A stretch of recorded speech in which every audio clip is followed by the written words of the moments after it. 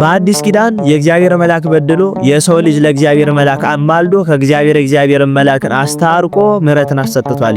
እኚህ ታላቅ አባት እጅግ የሚያስገርም ታሪክ ነው ያላቸው። አስቡት፣ የእግዚአብሔር መልአክ ኃይል ተነስቶት የእግዚአብሔር መልአክ ወርቆ የእግዚአብሔር መልአክ ከእግዚአብሔር አማልደው ያስታረቁ ታላቅ አባት አቡነ ሳሙኤል ዘደብረ ቀለሞን ዛሬ ታኅሳስ 8 ዓመታዊ የዕረፍት መታሰቢያ በዓላቸው ነው። እኚህን ታላቅ አባት እናክብራቸው። ሁላችሁም በኮሜንት አቡነ ሳሙኤል ዘደብረ ቀለሞን በረከቶት ይደርብን እያላችሁ ጻፉ።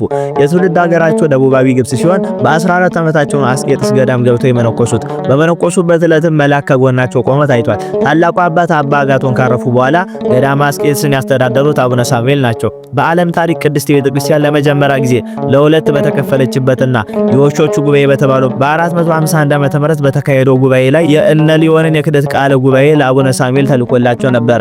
እሳቸውም ቃለ ጉባኤውን ተቀብለው መነኮሳቱን ሰብስበው እያሳዩአቸው በእሳት አቃጥለውታል። በዚያን ጊዜ በገዳሙ ለ14 ቀን ያህል ቀስተ ደመናና ብርሃን ወርዶ ታይቷል።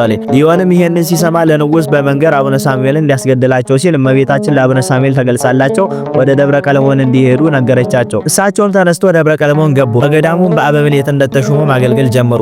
አቡነ ሳሙኤል በዚህ በደብረ ቀለሞን ገዳም የእግዚአብሔር መልአክን አማልዶ መልአኩ ምሕረትን ያሰጡ ታላቅ አባት ናቸው። ታሪኩም እንዲህ ነው። መልአኩ የታዘዘውን ባለመፈጸሙ ኃይሉን አጥቶ በምድር ላይ ወድቆ ቀርቶ ነበረ። ሁለት ልጆች በገዳሙ ውስጥ ሆነው በቅዳሴ ጊዜ ሲወጡና ሲዘፍኑ መልአኩ ሁለቱንም ልጆች በሞት እንዲቀስፋቸው ከእግዚአብሔር ዘንድ ተላከ። ከልጆቹም አንደኛው መልኩ እጅግ የተዋበ ድምጹም ያማረ ስለነበረ መልአኩ አዝኖለት አንተንስ የፈጠረ ይቅሰፍህ ብሎ ተወውና በማዳላት ሌላኛውን መልኩም ድምጹም የማያምረውን ልጅ ብቻ ቀስፎ ሊያርግ ሲል ኃይሉን ተነጥቆ በመሬት ላይ ወድቆ ቀረ። ሄዶም ከቤተልሔሙ በራፍ ላይ ወደቀ። በቀጣዩ ቀን ዲያቆኑ ለተልኮ ሲሄድ እዚያ ወድቆ ቢያየው እጅግ ደንግጦ ሰማያዊ ነህን ወይስ ምድራዊ? ከዚህ ምን ትሰራለህ አለው። መልአኩም በአፈጣጠሬ ሰማያዊ ነበርኩ፣ ነገር ግን ምግባሬ ምድራዊ አድርጎኛል አለው።